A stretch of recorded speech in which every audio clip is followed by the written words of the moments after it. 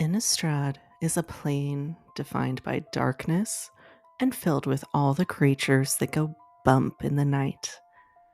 Vampires, werewolves, spirits, and zombies are seemingly around every corner.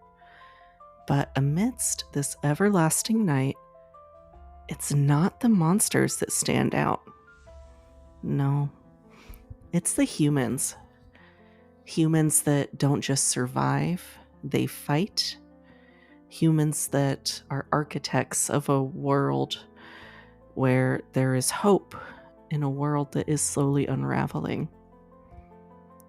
Welcome back to the Grief and Gathering podcast, a podcast where we use Magic the Gathering to unpack complex mental health topics like death, grief, and loss.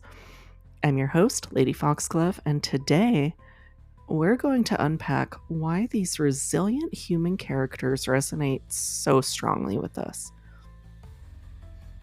Because it's not just that humans in Innistrad fight impossible battles. It's that they do so while also fighting battles of grief. And it's a grief that we can relate to on a deep and human level. Because from their struggles against the horror of the plane to their determination to rebuild in the face of overwhelming darkness, the humans of Innistrad carry stories of both personal and collective resilience that I think a lot of us can identify with. Grief, resilience, it's all part of the human experience, even on a fantasy plane. Before we keep going, as always, I like to thank Wizards of the Coast for making me an ambassador for this Innistrad Remastered set and for sending my goodies, some goodies my way that allow me to continue gushing about just everything that makes this set so special. Okay. But by now we know that Innistrad's a plane where monsters and ghouls and threats unknown are constantly threatening the living, where evil is lurking in every shadow, and even the most seemingly benign things in the world can hide danger. Innistrad is a plane filled with tragedy and trauma, tragedies that seem to happen at every turn, but yet somehow the humans living there persist. And I feel like this is especially in tune with our world today, because there's so much pain and heartache, but somehow we're still here and we're still fighting, and we still choose to get up every day and say, today's not the day that I die. Today's not the day that I let this beat me. And I think that that part of the human experience is captured so well in this plane. Because I think, right, that Innistrad is one of the few planes in Magic where humans aren't just kind of like the go-to protagonists, I feel like in so many planes, it's mostly humans just because it happens to be mostly humans. There's no real like rhyme or reason for it. It's just a lot of humans. But in Innistrad, they're used as this really captivating narrative piece. And the power struggles that we see on Innistrad are so often about human survival in the face of forces that are beyond their control. From vampire lords and bloody weddings, to the werewolf curses, to the constant threat of necromancy and monstrous beings knocking on the door. There's a lot scary in Innistrad. And I think we're drawn to this. And maybe that's because while our threats aren't always supernatural, I'd say usually they're not, but everyone has their beliefs on what role the supernatural plays in our world. But understanding that usually our threats aren't supernatural, we're still constantly being faced with things that want to break us. These days especially, we are being faced with things that want to break us. We're faced with a sense of hopelessness. We're faced with a desire to give up. We're faced with those questions of, what are we even doing? Is it worth it? But despite this, it isn't all hopeless. And just like we do, the humans of Innistrad, they find ways to organize and fight back, even when everything seems bleak. And not only do they fight back, but they celebrate. They're fighting battles every single day, and yet they still find time to celebrate, to be jovial. And I think that's something that we can really admire about the humans of this plane, because again, it speaks to our own experience. And I think we as people are drawn to things that reflect or mirror our own experiences. And to see in media that even when the world is dark, and Innistrad literally always dark, even when things are at their darkest, we're allowed to be happy. We're allowed to find love and light. We're allowed to experience moments of joy, no matter how fleeting. And that resilience is such a key theme of the humans of Innistrad, showing that humans fight, humans hurt, and humans can heal. So this is, after all, the Grief and Gathering podcast. Let's focus on that first word. Let's talk about grief. Grief has so many definitions. It means so many things to different people. In the world of Innistrad, loss is everywhere. Grief is a constant, really. The dead don't rest. There is no peace that comes after death. Families are constantly being torn apart. Vampires are preying on loved ones. Werewolves are raging uncontrollably, leaving destruction in their wake. But somehow, the people of Innistrad, they don't crumble. And in fact, it's almost like we can see their grief fuel some of their resilience. And I think that's a key point, in that there's a kind of tragic, sad truthfulness in the beauty of the way the humans of Innistrad process their grief. You know, in some ways, their ability to go on in the face of such overwhelming loss is a form of resistance to the horrors surrounding them. Because every loss they endure becomes an act of defiance. Because every loss, everything that is taken away from them, they choose to keep going. And they choose to look what is hurting them in the eye and say, you're not going to take me. You can take all of this away from me and I'm not stopping. And that is the story that resonates with people. We've had enough stories of a lowly human faces all the odds and comes out victorious and has an epic battle where they win and comes out unscathed. We've seen that. It's been done. And those stories are often forgettable. They're easily moved on from. But here, every single death is met with mourning, but also with this resolve to keep moving forward, to keep fighting for a better future.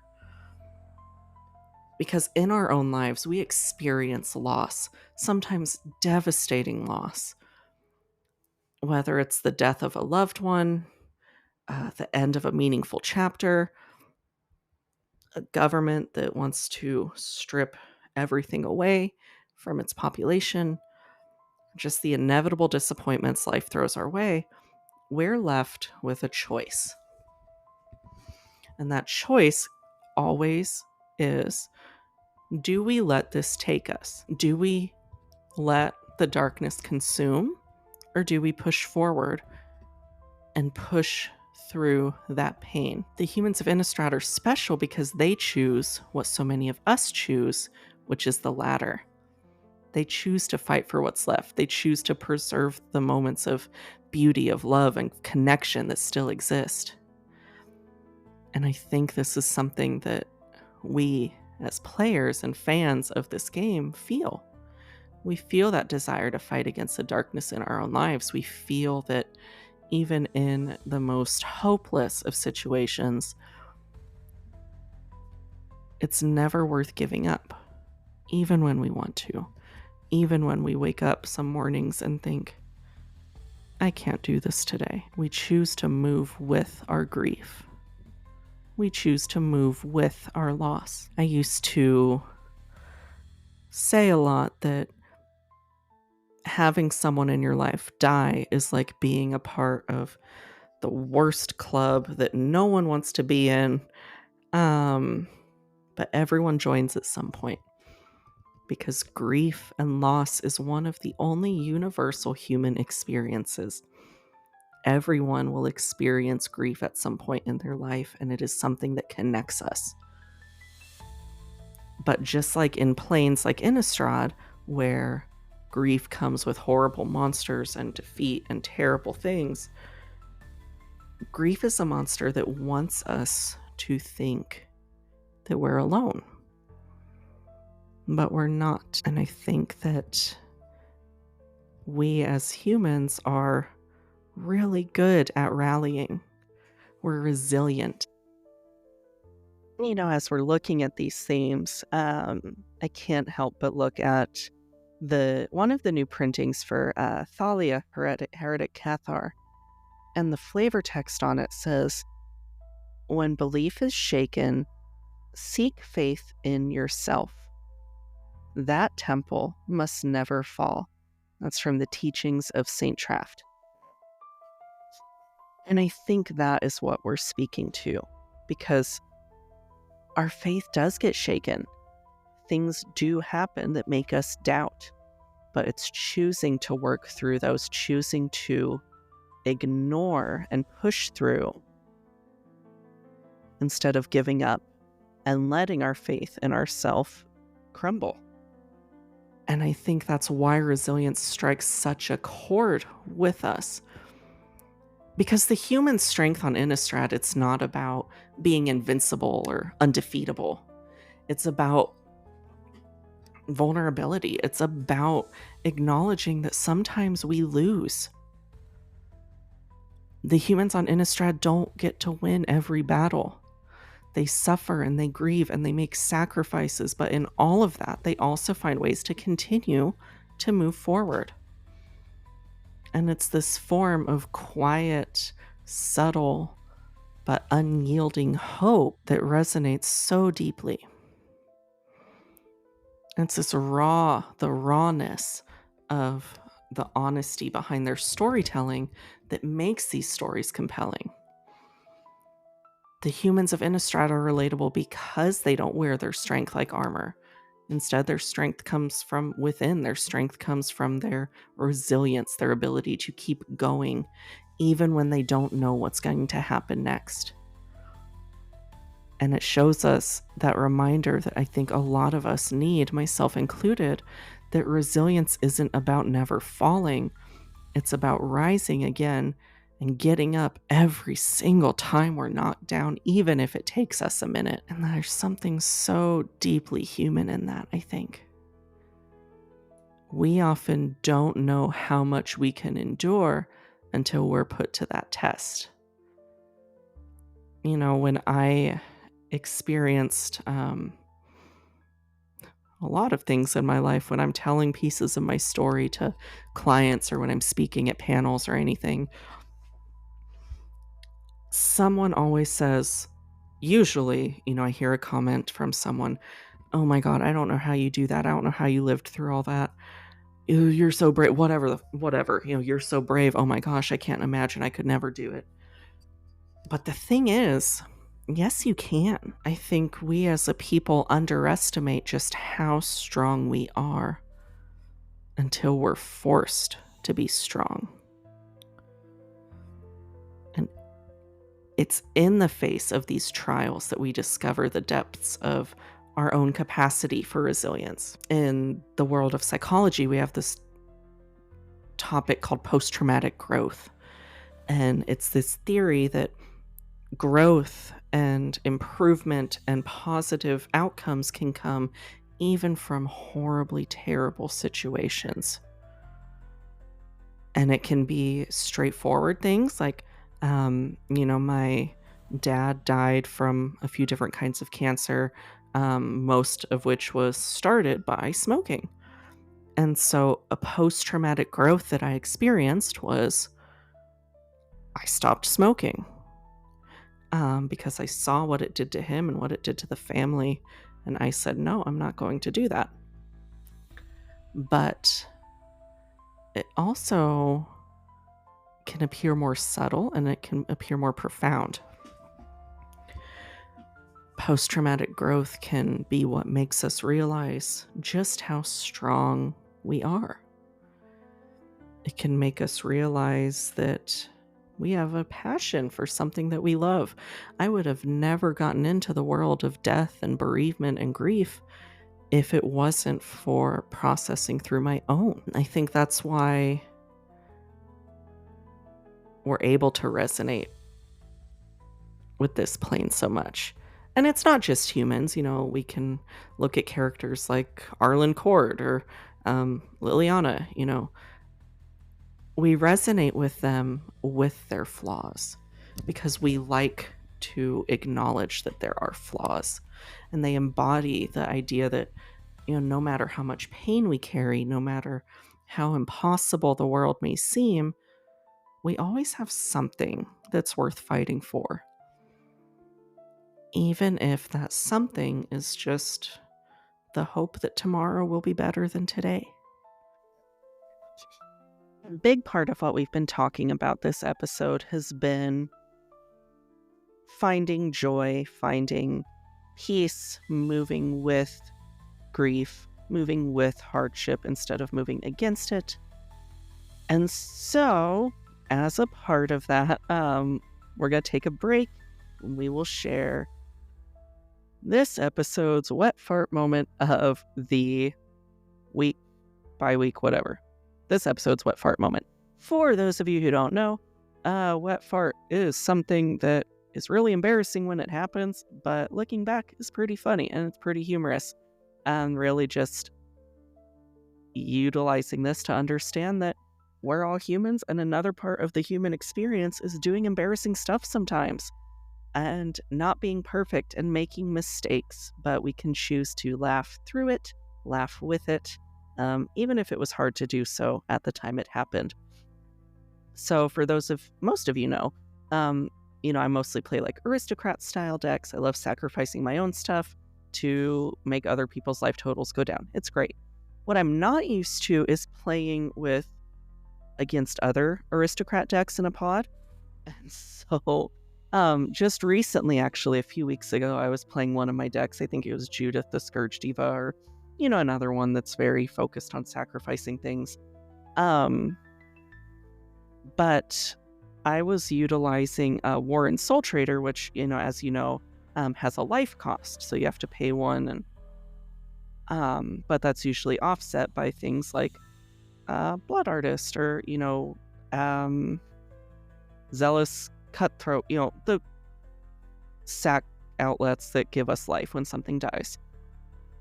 I didn't have one of those. I had Judith out, who, when something dies, I deal 1 damage to any target. But unfortunately, someone else did have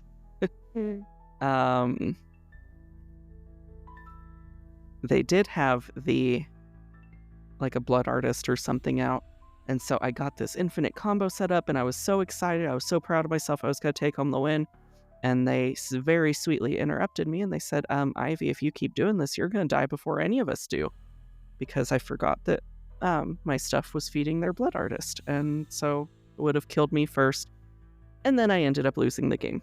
So it was a bummer. But, one of those things where you can play something a billion times and still make mistakes and still mess up. And that's okay.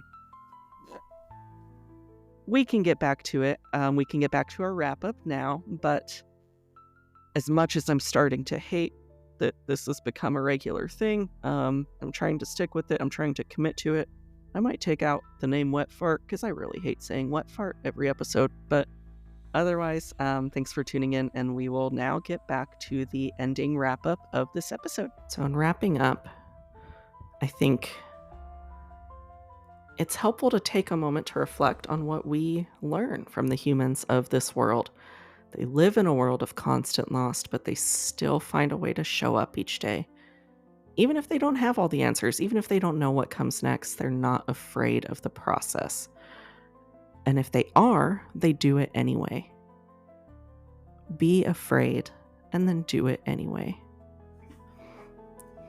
That's something that I think we can carry with us, because grief is a part of our lives. It shapes us, it changes us, but it doesn't have to define us.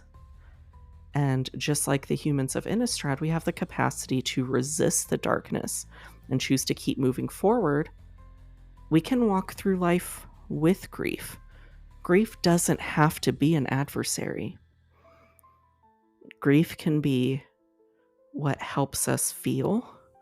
Grief can be the catalyst for growth. Grief can be what makes us feel connected in this world where it's so easy to feel isolated. But by choosing to move through life with our grief instead of moving against our grief is when we can see that growth come out. It's when we really get to see our resilience. So whether you're facing your own personal struggles or you're just thinking about how grief shows up in Magic the Gathering, just remember that we are so resilient, that you are so resilient, that whatever vampires, werewolves, goblins, ghouls, spirits, ghosts, crazy ladies with shovels, whatever comes your way, I know you won't let it knock you down, because you have survived 100% of your worst days up until now, and you will continue to get through the worst days that come after. Thank you so much for sitting with me while we look at the humans of Innistrad. I know it's not the most exciting topic when there's so many other creatures and things, but I wanted to take a moment and make this episode a little special because of all of the pain and heartache that is being thrust on so many people in my life and in the lives of this community right now. So, as always, I hope that this has been something that has resonated with you. I hope that if you have stuck it out this long, you enjoyed yourself. I want to, again, thank Wizards of the Coast for making me an ambassador for this series, for allowing me to spend some time and talk about what makes this series so powerful from a psychological standpoint. This has been the Grief and Gathering podcast. Again, I am your host, Lady Foxglove, and I will look so forward to spending more time with you all next week. Until then, take care, look out for each other, and keep at it. We can do this. Bye-bye.